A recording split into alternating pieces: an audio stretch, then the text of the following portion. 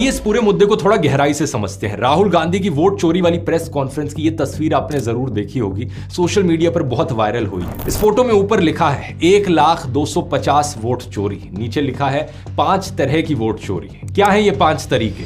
Duplicate voters 11,000 से ज्यादा, fake और इनवैलिड एड्रेसेस 40,000 से ज्यादा, एक ही एड्रेस पर बल्क वोटर्स 10,000 से ज्यादा, इनवैलिड फोटोज 4,000 से ज्यादा और फॉर्म 6 का मिसयूज 33,000 से ज्यादा। ये टोटल में 1 लाख से ज्यादा का नंबर होता है। ये देखकर शायद आपको लगे कि पूरे देश भर की बात की जा रही है या फिर एक सिंगल स्टेट की बात की जा रही है, लेकिन ऐसा नहीं है दोस्तों। आप जानकर हैरान हो जाएंगे कि ये जो पूरी प्रेस कॉन्फ्रेंस में इन्वेस्टिगेशन राहुल गांधी की टीम ने करी, ये सिर्फ एक सिंगल कॉन्स्टिट्यूएंसी में करी। ये कॉन्स्टिट्यूएंसी है बैंगलोर सेंट्रल लोकसभा सीट। इसके अंदर भी एक सेगमेंट की बात की जा रही है, महादेवपुरा असेंबली सेगमेंट। यहां पर टोटल वोट्स ही करीब 6.5 लाख थे। तो आप इमेजिन कर सकते हो कि किस मैग्नीट्यूड की यहां पर चोरी हुई है। इस बैंगलोर सेंट्रल लोकसभा सीट में टोटल में 7 सेगमेंट्स थे और कांग्रेस कैंडिडेट ने बाकी सभी 6 सेगमेंट्स में जीत भी दर्ज की थी, लेकिन इस एक सेगमेंट में, महादेवापुर सेगमेंट में, वो बड़ी संख्या से पिछड़ गए और सिर्फ इसी कारण से 2024 की लोकसभा इलेक्शंस में पूरा रिजल्ट पलट गया इस सीट। विनिंग मार्जिन यहां पर था 32,707 का और वोट चोरी कितनी एलेज की गई?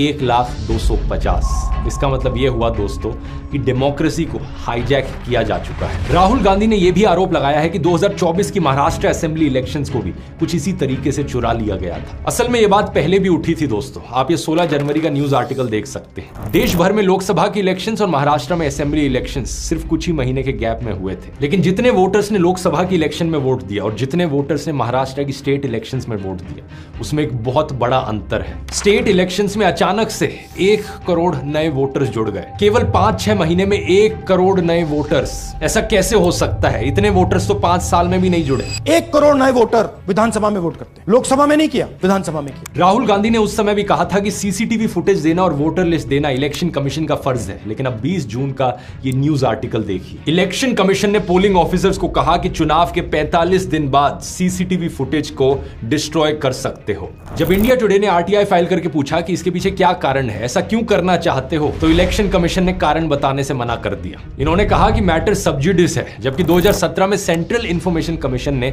साफ तौर पर कहा है कि किसी सब जुडिस मैटर में भी अगर किसी कोर्ट या ट्रिब्यूनल ने इंफॉर्मेशन देने से एक्सप्रेसली मना किया है, केवल उसी केस में आप इंफॉर्मेशन को विदहोल्ड कर सकते हैं, वरना आपको आरटीआई एक्ट के तहत इंफॉर्मेशन देनी होती है। राहुल गांधी ने कहा कि इलेक्शन कमीशन द्वारा सीसीटीवी फुटेज को डिस्ट्रॉय करने की बात कहना सरप्राइजिंग था, क्योंकि महाराष्ट्र चुनाव को लेकर सवाल उठ चुके थे। इलेक्शन कमीशन ने कहा शाम को 5:30 बजे के बाद बहुत भारी संख्या में वोटिंग हुई थी महाराष्ट्र में, लेकिन राहुल गांधी ने कहा कि हमारे लोग पोलिंग बूथ्स पर ही खड़े